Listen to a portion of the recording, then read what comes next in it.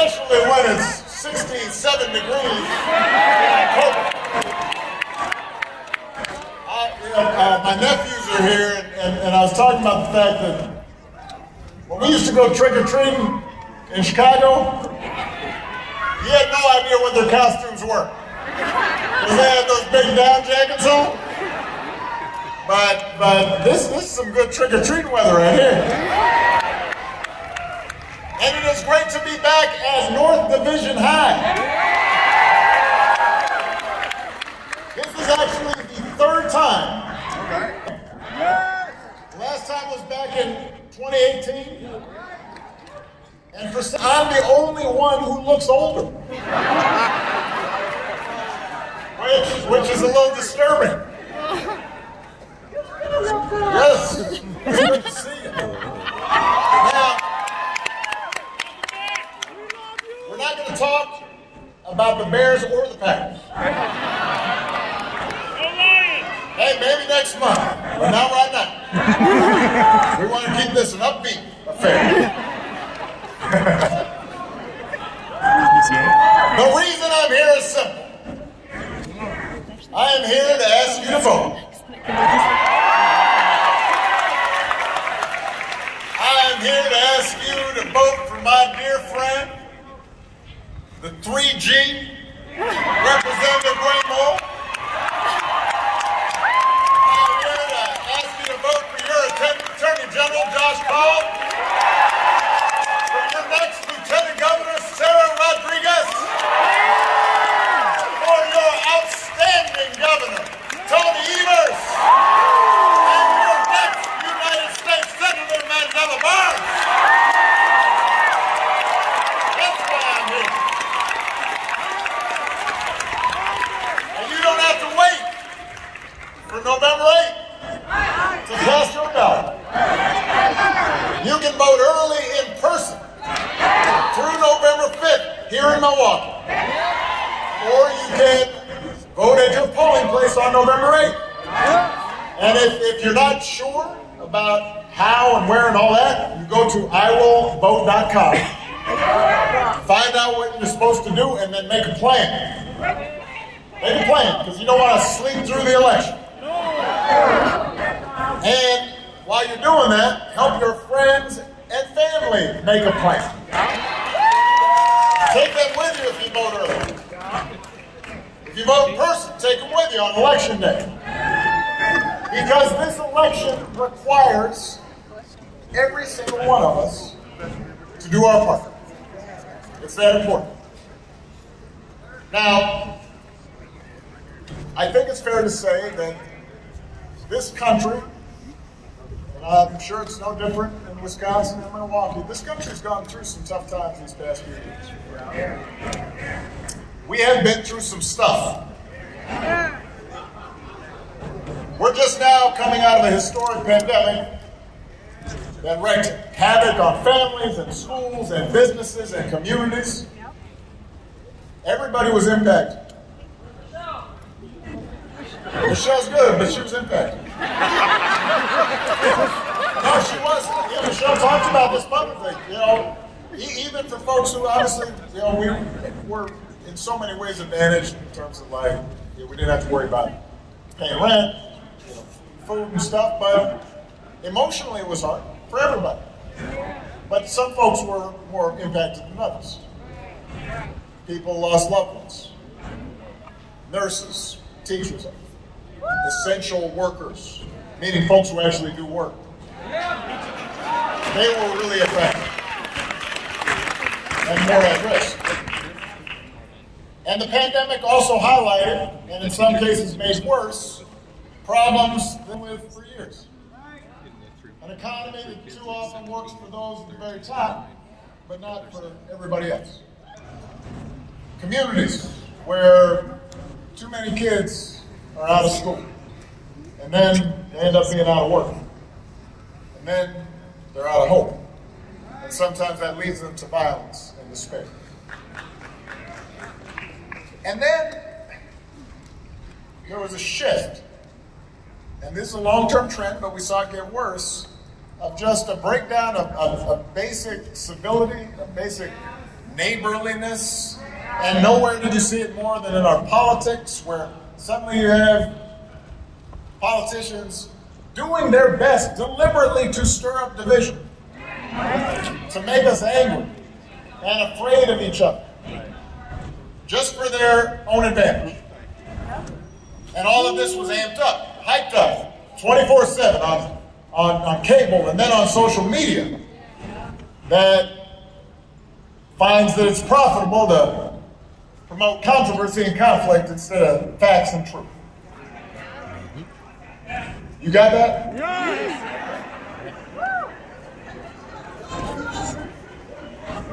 And we're still seeing the aftermath of that. You know, I want to take a moment just to say a prayer for a friend of mine, Mr. Paul Pelosi, 82 years old, attacked. Somebody breaks into his house looking for his wife, the Speaker of the House, Nancy Pelosi. Beats him with a hammer. Doctors fortunately believe that he's going to be okay. And we'll let the investigators do their jobs. But one thing, I think one thing's clear. This habit that we've seen, completely contrary to what Tony was talking about, this habit of saying the worst about other people, demonizing people, that creates a dangerous climate. And if elected officials don't do more explicitly to reject this kind of over-the-top, crazy rhetoric, if they keep on ignoring it or tacitly supporting it or in some cases encouraging it, if they're telling supporters, you got to stand outside polling places armed with guns and dressed in tactical gear, you know, that's the kind of thing that ends up getting people hurt. And just as significantly, it violates the basic precepts, the basic spirit of who we are supposed to be as a democracy. So I get why people are anxious. I understand why you might be worried about the course of the country. I understand why you might sometimes just want to tune out. Just watch football. Or HGTV. Or the Great British Baking Show. Which is a cute show. National Parks, that's a good show. But I'm here to tell you that tuning out Milwaukee is not an option. Just moping is not an option. Because the only way to make this economy fair, to make it work for everybody, is if we all fight for it. The only way to make our democracy stronger is if we nurture it and work for it. And that starts with electing people who know you, who see you, who care about you, who know what you're going through. And you did that 2 years ago when you sent Joe Biden to the White House. He's fighting for you every day. He's got your back. He's doing everything he can to put more money in your pockets, to make your streets safer, to bring more good-paying jobs here to Wisconsin. You did it when you elected Tony Evers governor. You did it when you sent Gwen Moore and Tammy Baldwin to Washington to fight for you. And now you got to do it again. Because here's the thing, Wisconsin. There are a lot of issues at stake in this election. But the most basic question, the fundamental issue, you should be asking yourself right now is, who will fight for you? Who cares about you? That's the choice in this election. All the other stuff is surface stuff. It's distraction. Anybody can run a TV ad. Anybody, these days they can say anything. Nobody's fact-checking anything. But in your gut, you should have a sense of who cares about you? Who's going to fight for working people who are struggling to pay the bills? Listen, Glenn was talking about it. I heard it backstage. Inflation's a real problem right now. And by the way, it's not just here in America, it's worldwide. It's one of the legacies of the pandemic. It threw off supply and demand. You know, folks who were in the auto industry, for example, suddenly you couldn't get spare parts. But people wanted to buy cars, and there weren't enough cars. Inventories, all this stuff has created inflation. It's put pressure on prices. And then, on top of that, you've got a war in Ukraine. And that sends gas prices through the roof. And look, whatever the reasons, when gas prices go up, when grocery prices go up, that takes a bite out of people's paychecks. That hurts. But the question you should be asking is, who's actually going to do something about it? The Republicans are having a field day running ads talking about it, but what is their actual solution to it? Well, no, I'll tell you. They want to cut Social Security and Medicare and then give some more tax breaks to the wealthy. And the reason I know that's their agenda is, listen, that's their answer to everything. When inflation is low, what do you want to do? Cut taxes. When unemployment's high, what do you want? Let's cut taxes on the wealthy. That's going to solve that. I was joking down in Georgia. If there was an asteroid headed towards Earth, it's going to land in like 2 weeks. If you went in the Republican caucus and you said, what do you want to do? Well, we need a tax break for the wealthy. That's going to help. I'm only barely exaggerating. That's their only economic policy. The only one. And it's been their only one for the last 20 years. I mean, it'd be nice if every problem you had, you just had one answer. You know, those of you who are young, you're still in school, you know, you go to the math exam, it's like every answer is just number 8. Right, 8? You get an A. But that's not how the world works. They don't have a plan. That's why Democrats actually have plans to take on drug companies to lower prices, to get oil industry, to clean up its act, to pass laws to make housing more affordable, to make sure big corporations that are already getting tax breaks pay jobs here in Wisconsin instead of overseas. That's the choice in this election. What puts it about?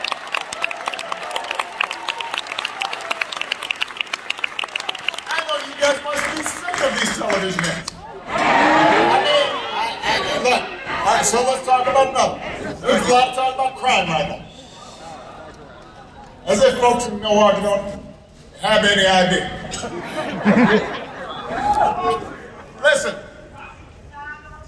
oh yeah. Violent crime's gone up over the last 7 years, not just the last 2, by the way. They act like the other guy wasn't president when some of this stuff was happening. It's gone up in conservative and rural areas, not just in the city. So, who will fight to keep you and your family safe? Is it going to be Republican politicians who want to flood our streets with more guns? Who actually voted against more resources for police departments? Or is it leaders like Tammy Baldwin who worked with President Biden to pass the first major gun safety legislation in nearly 30 years?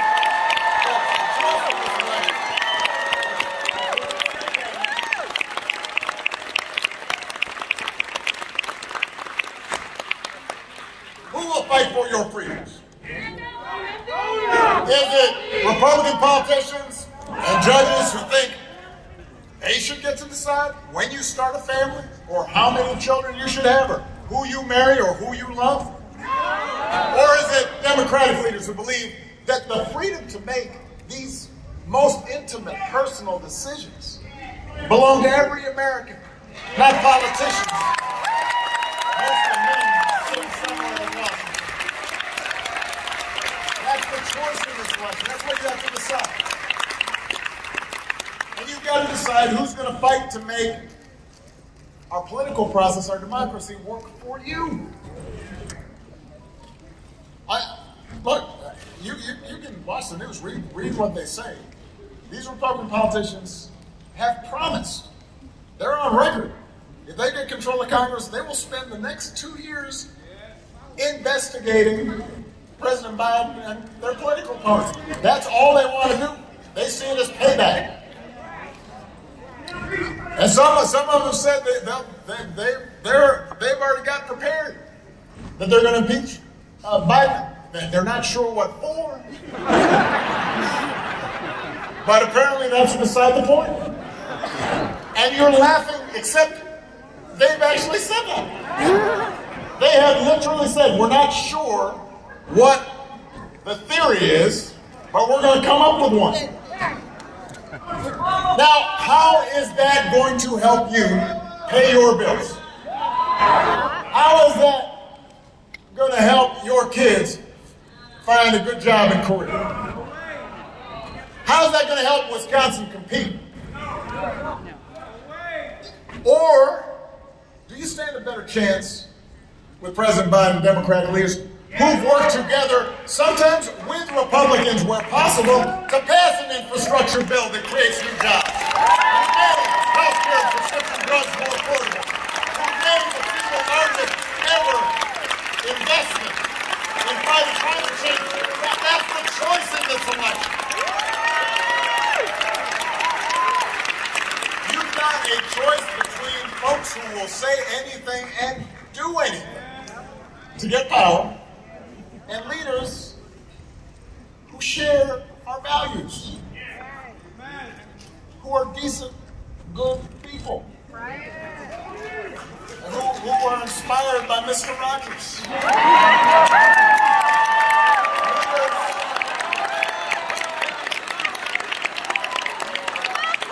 Leaders who want to help make your lives better and move this country forward. And look, let me be clear, because I've been out here campaigning for the last few days.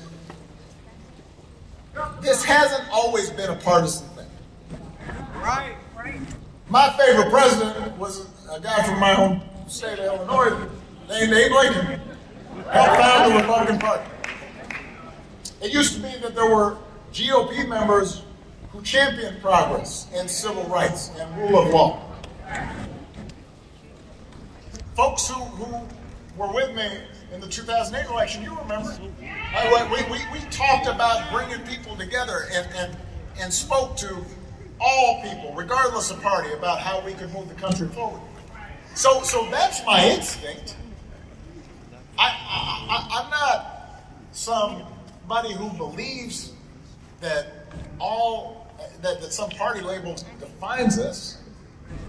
But I have to speak the truth, which is these days, just about every Republican politician seems obsessed with just two things. Own the libs. Hey, let's own the libs. And getting Donald Trump's approval. That's their agenda. No, don't boo. Oh. Nobody can hear you boo outside this auditorium, but they'll hear your vote.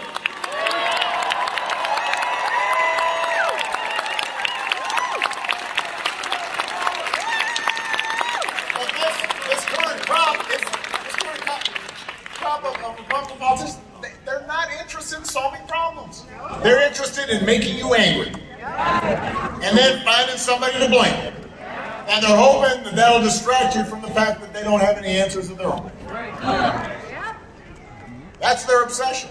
That's their formula. That's their answer to everything. Now, I can tell you what Tony Evers is obsessed with. He's obsessed with growing Wisconsin's economy. Making sure every child gets a good education in this state. You heard him mention that his opponent wants to make it easier for people to sue public school districts. His opponent called proposals to increase education funding the definition of insanity. Really? I mean, have you been on the internet? People are out there saying that we're ruled by giant lizards. And Elvis is alive. You can't think of anything crazier than investing more in our schools and our children? Let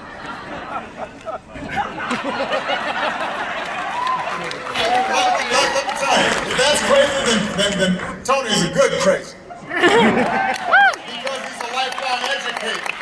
And his brother, he's worked with leaders from both parties to invest more in public education in Wisconsin and for almost 2 decades.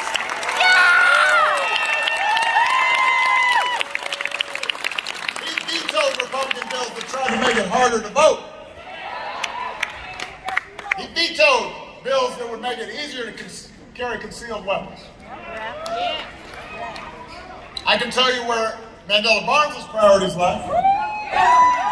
As your senator, he won't go off on some wacky conspiracy theory. You don't see him trying to make you afraid of everybody just so he can grab power. He's going to work to bring manufacturing jobs to Wisconsin. Small businesses and family firms compete against huge mega corporations. That's his agenda.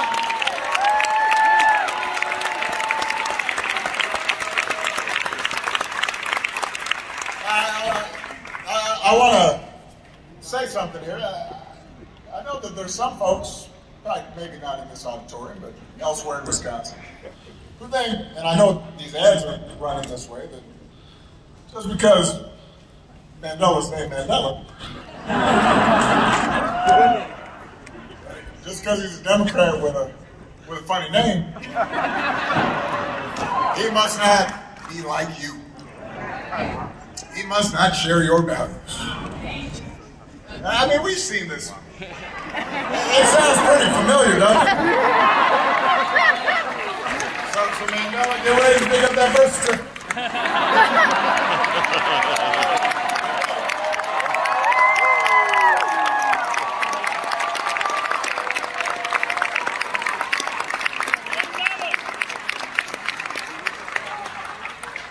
Remember when that's the good old days. Remember when that was the craziest thing that people said?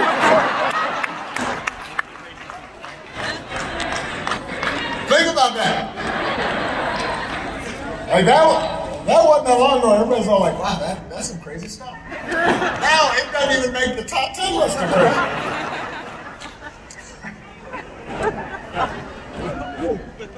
But the truth is, I just talked to Mandela's parents. They were in the photo line. This is son of a third shift auto worker and a public school teacher. Grew up in Milwaukee, one of Milwaukee's poorest neighborhoods. Worked as an organizer, served as a state legislator, now a lieutenant governor. He's fought every step of the way to make sure Wisconsinites had an opportunity to get ahead, just like he did. He believes in the American dream. If that's not a true-blooded Wisconsin American, I don't know what is.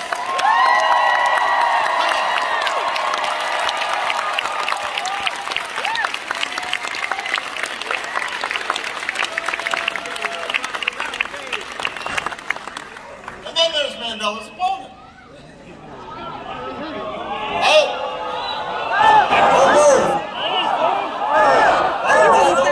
Don't waste your vocal cords booing. Whoa!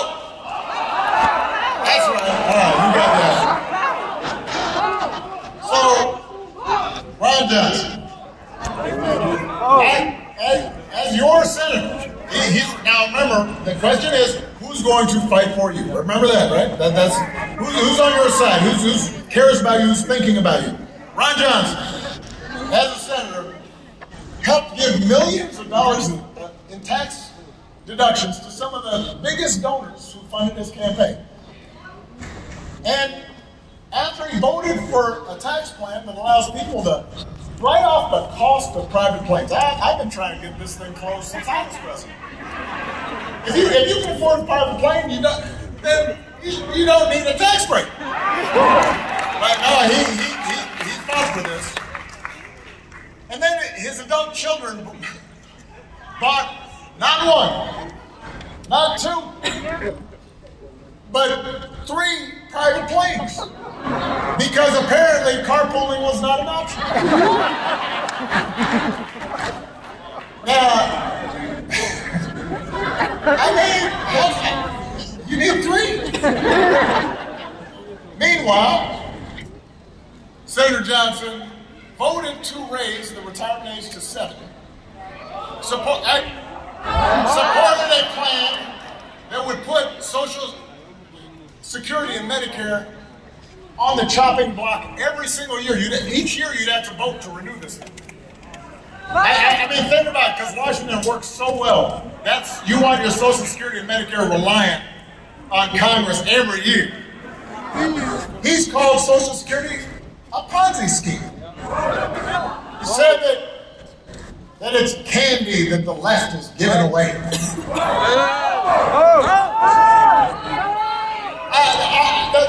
The point is, some of you here are on Social Security. Some of your parents are on Social Security. Some of your grandparents are on Social Security. You know why they have Social Security? Because they worked for it. They worked hard jobs for it.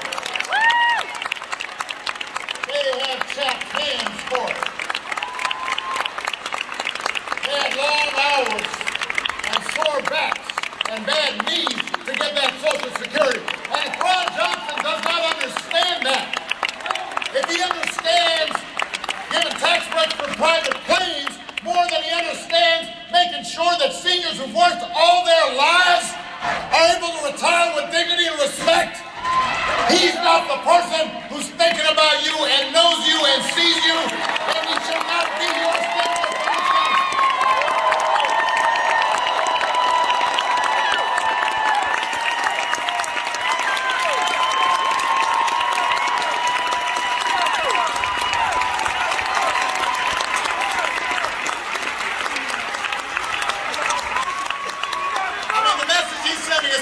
If you're related to him, if you donate to his campaign, you get a deal. If you're not, you're out of luck and you're on your own. So when you see ads implying that Mandela is somehow dangerous and different, ask yourself, who knows more about your life? This millionaire whose top priority seems to be looking out for his rich friends, or a guy from a working class family? Each and every day, and wants to make your lives better. Whose dad knows what it's like to work hard with his hands. Whose mom knows what it's like to work hard as a teacher. Let's call for it, Wisconsin. You deserve better. You deserve a senator like Mandela.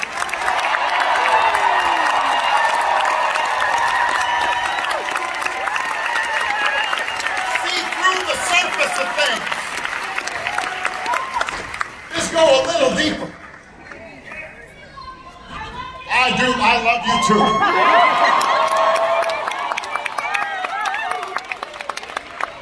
You also deserve someone who's going to stand up for a woman's right to make her own.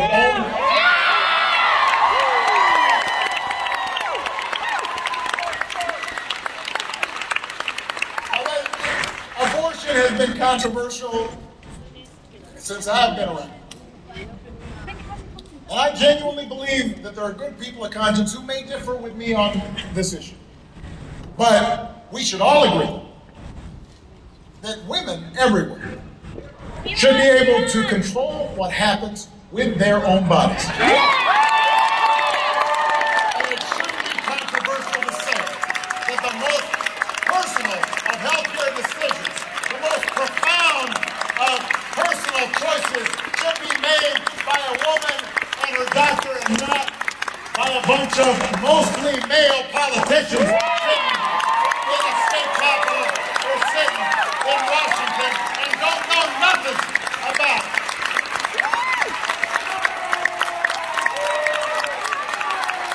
And that's why was dissuading, it was a wake-up call for a lot of young people, especially young women who maybe took Roe for granted. It was a reminder that a politicized court can reinterpret well-settled constitutional rights. We can go backwards, not just forward. If Republicans take back the House and Senate, we could be one presidential election away from a nationwide ban on access to abortion. And that might just be the beginning. You know, I taught constitutional law. If a court does not believe in a zone of privacy that allows each of us to make certain decisions without the government interfering, like it's not their business, then other freedoms that we take for granted are at risk. And Justice Clarence Thomas already said as much. He wrote it in the Adobe opinion. If there's no right to privacy, then same-sex marriage could be at risk. The same idea of a right to privacy was the basis for saying that states couldn't ban interracial marriage. There's no actual right to marriage written down in the Constitution. Just like there's no right to contraception in the Constitution. So almost every Republican in the House of Representatives has already voted against guaranteeing a right to use contraception. Now you think about that. If they take back power, there's no guarantee that that won't be next. Now here in Wisconsin, Governor Evers' opponent wants to ban abortion with no exceptions. According to him, and I'm quoting here, it's not unreasonable for the government to force rape victims to give birth. Vote. Supports a criminal abortion ban. Passed more than 70 years before women got the right to vote. That could put doctors in jail for trying to save a patient's life, because part of what a lot of times people don't think about is there are people who want to bring a child to term, something goes wrong, and if you don't have exceptions and doctors are being criminalized, they don't train to deal with those situations. They won't know what to do in some cases. Or you won't have a lot of people who can deal with it.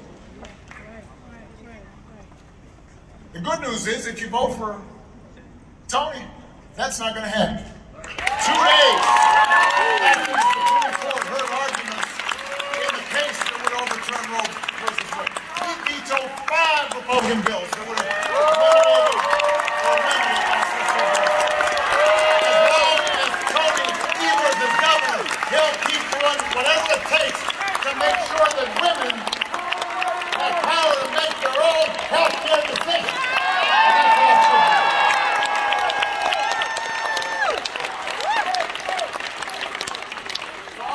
All these issues are at stake.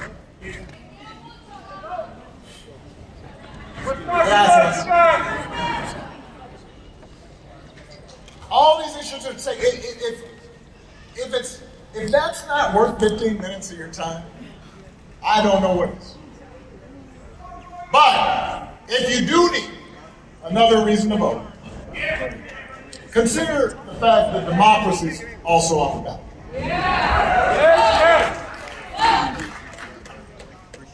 You know, I mentioned earlier, things have changed in terms of our political discourse.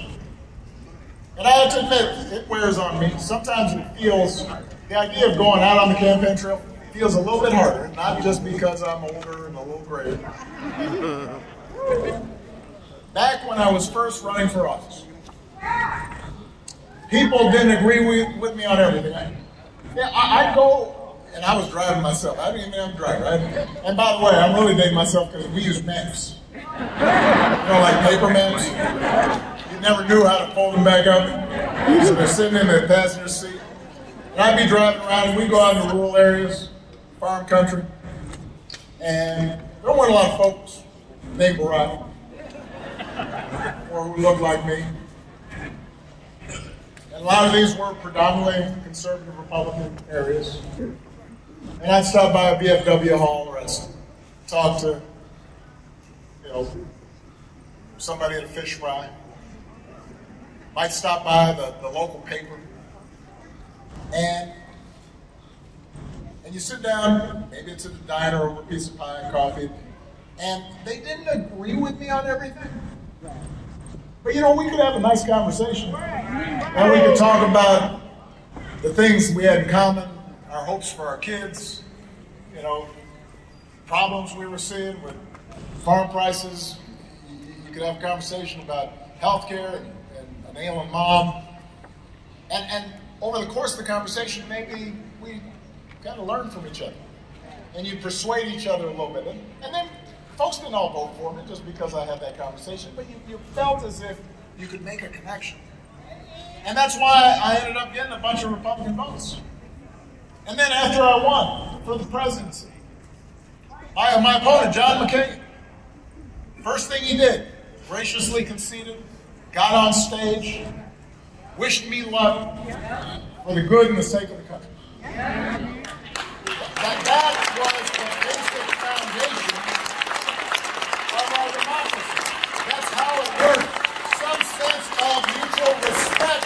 We can disagree without being disagreeable. And that's at risk right now. And listen, you know, you may not hear this a lot of times at the Democratic rally. Democrats aren't perfect.